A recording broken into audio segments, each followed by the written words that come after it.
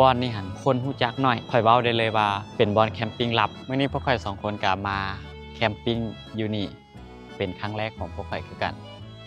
ที่จริงหันบอนนี่เป็นบอนที่มีวิวงามบ่แพ้บอนอื่นคือกันได้พวกเจ้าเบิ่งวิวทางหลังข่อยสิเป็นหนองน้ำไปแบบนี้หนองน้ำนี่โคตรใหญ่โคตรกว้างเลยสังเกตเห็นบ่ตะเว้นกำลังสิตกแสงมันก็สะท้อนใส่น้ำแล้วก็สะท้อนขึ้นมาถึงฟ้าอีกบาดหนึ่งเป็นภาพที่สวยงามเลยบอนนี่หันอากาศดีบรรยากาศดีอากาศบริสุทธิ์สดชื่นควรค่าแก่การเอาตัวเองมาอยู่กับบรรยากาศแบบนี้ได้เป็นบรรยากาศที่ผ่อนคลายที่สุดไผที่หาบอนแบบแคมปิ้งบ่ฮู้ว่าสิหาบอนแคมปิ้งอยู่ไสข่อยแนะนำบอนนี้เด้อเป็นทางเลือกอยู่ห่างจากตัวเมืองก็บ่ได้ไกลปานใดขี่รถมาประมาณ40นาทีนี่แหละอยู่เมืองนาไซทองอยู่ทางแต่ทางงอนตัดมาเมืองนาไซทองนะถ้าว่าไผมาแต่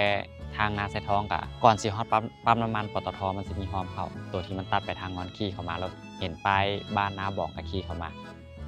ก็สิเห็นหนองใหญ่แบบนี้เลยเลือกเอาเลยเจ้าอยากนั่งจุดใดอยู่ไสก็สามารถเลือกเอาได้ถ้าว่าอยากมาบอนที่ข่อยอยู่นี่ก็สิเป็นประมาณนี้บอนนี่หันค่อนข้างบรรยากาศดีตัวนี้แม่นบอนข่อยอยู่บรรยากาศมันก็จะเป็นประมาณนี้จะเป็นแบบคล้ายๆดอนน้อยๆพอดีโต๊ะแคมปิ้งประมาณ 4-5 โต๊ะได้สบายเลย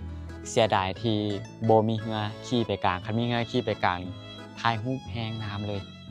สังเกตเห็นบ่ดอกบัวอยู่บริเวณแคมป์หนองอ้อมไปเขตนี้มีดอกบัวเบิดได้แต่ว่ามันบ่บานมันหุบอยู่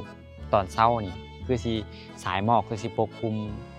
น้ำหนองนี่เบิดอากาศดอกบัวกระบานนี่คือสิเป็นภาพที่งามที่สุดเลยถ้าว่าผู้ใดมาก็รักษาความสะอาดเด้อบอนนี่หันคนฮู้น้อยแล้วก็ความเป็นธรรมชาติความเป็นออริจินัลของมันยังถูกรักษาอยู่แบบนี้ถ้าว่าคนมาหลายก็มันก็สิถูกทำลายไปเรื่อยๆฉะนั้นผู้ใดมาพยายามรักษาความสะอาดให้ได้หลายที่สุดพยายามเอากินยาที่ตัวเองกินแล้วกลับไปให้ได้หลายที่สุดบอนนี่หันเป็น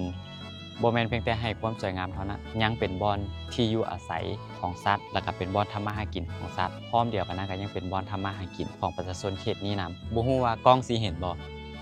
สิมี